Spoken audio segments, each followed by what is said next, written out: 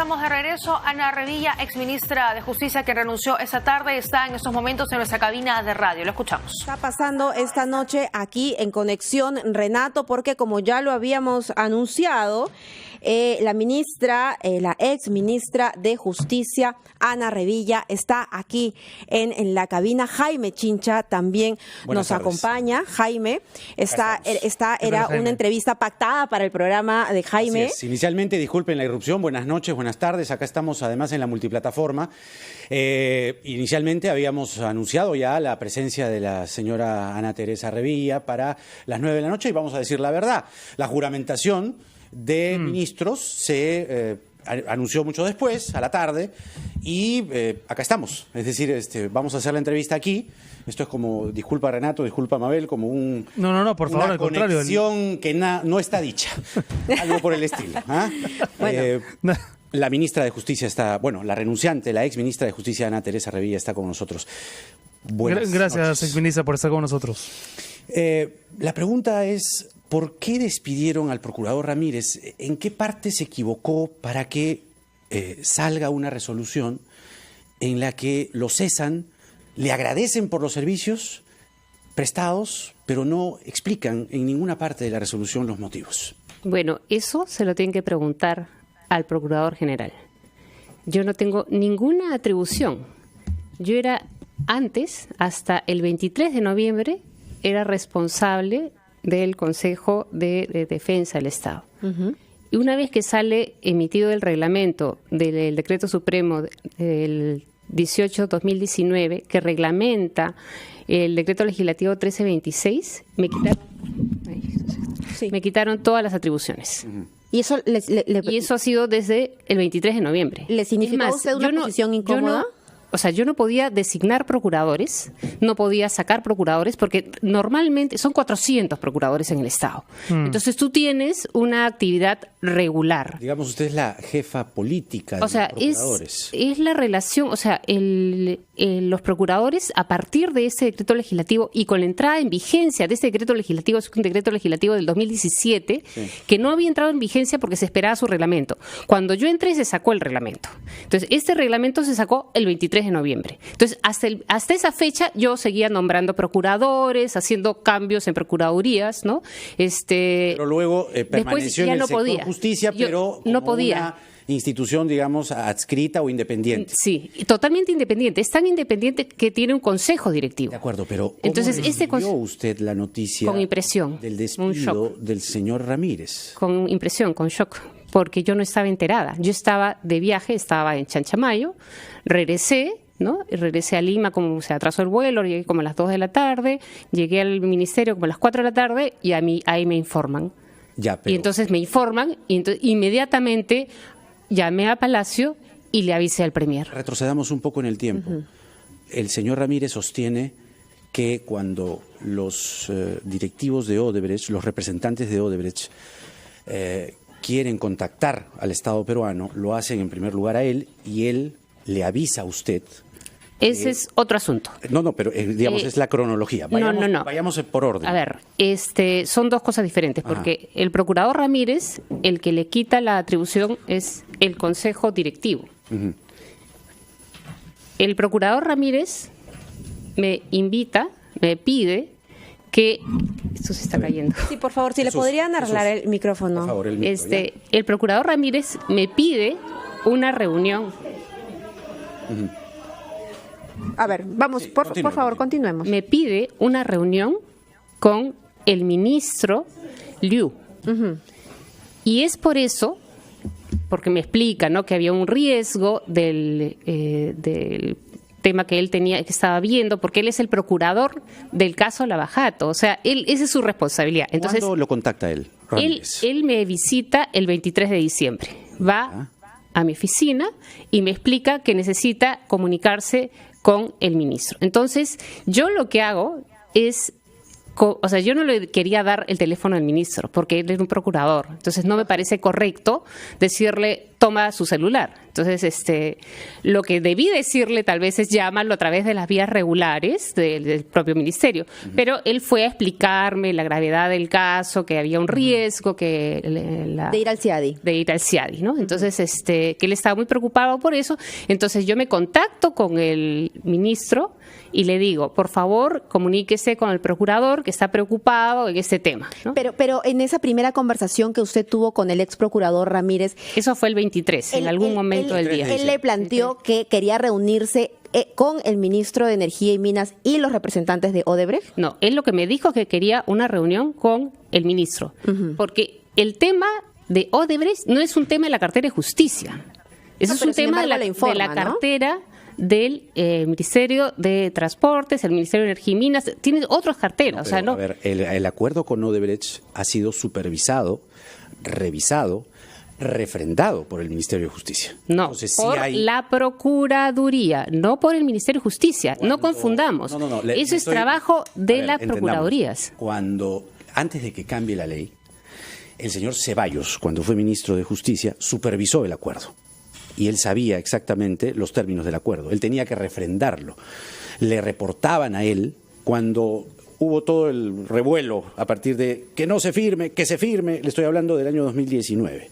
El señor Ceballos tuvo acceso. Pero más allá de eso, cuando se reúne con el señor Liu, usted deja el tema completamente. Totalmente. Yo ni siquiera sabía cuándo se iban a reunir. Yo lo único que hice fue pedirle al ministro Liu que se comunique con el procurador Ramírez. Y ya ese era su tema. Eso es importante, señora Revilla, porque lo que ha dicho... Por eso yo no conozco a los de Odebrecht, no me he reunido nunca con ellos, no sé quiénes son, no sé quiénes son los dirigentes, o sea, no tengo mayor información.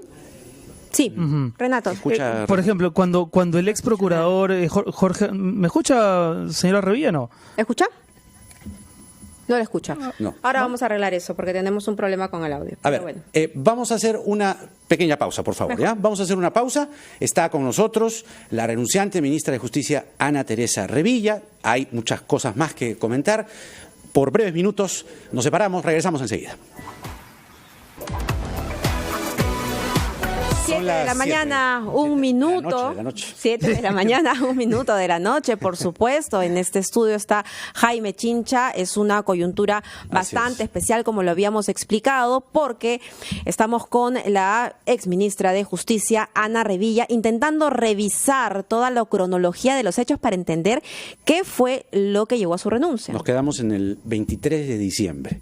El 23 de diciembre, usted contacta al señor Liu y le dice, oiga, ha venido mi procurador Ramírez a decirme que Odebrecht quiere su parte, su plata del gasoducto, o si no nos va a demandar ante el CIADI. En esos términos, usted fue informada de la situación. Así no lo planteé. Yo lo único que planteé, porque no tenía el detalle, le decía, el procurador Ramírez tiene interés especial en conversar con usted en relación al asunto del gasoducto.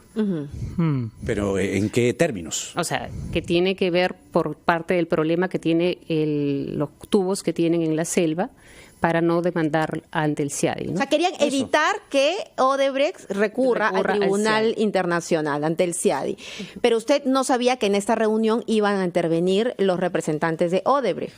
Lo que después me he enterado, que en esa primera reunión no intervino nada más que ellos dos y que después más bien han tenido otra reunión en la que sí se reunieron con Odebrecht. Es una reunión que ellos pidieron, ellos acordaron entre el procurador Ramírez con el ex ministro Liu. Señora Revilla, discúlpeme, pero entonces cuando el ex procurador Jorge Ramírez dice, y lo que dice es grave porque enfatiza el hecho de que usted propició la reunión entre la empresa Odebrecht y el ex ministro de Justicia, totalmente eso es falso. Totalmente falso.